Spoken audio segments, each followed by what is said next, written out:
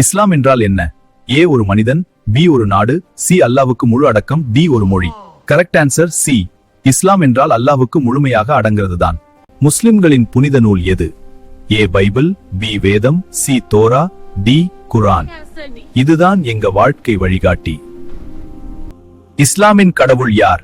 ஏ Muhammad சல், B மலக், C நபி, D Allah. Correct answer D Allah ஒரே ஒருவன். இறுதி நபி யார்? ஏ நபி மூசா, பி நபி ஈசா, டி நபி மோசா. Correct answer C. நபிகள் எல்லாம் அல்லாவின் தூதர்கள், ஆனா இறுதி நபி முஹம்மது சல். இஸ்லாமின் கடவுள் யார்? ஏ முஹம்மது சல், பி மலக், சி நபி, D Allah. Correct answer D Allah ஒரே ஒருவன். இஸ்லாமின் 5 தூண்கள் எத்தனை? A 3, B 4, C 5, D 6. Answer C.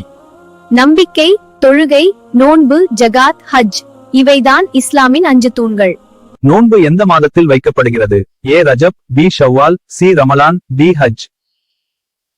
Correct answer C. Ramadan வந்தா நாம பொறுமை கத்துக்கிறோம்.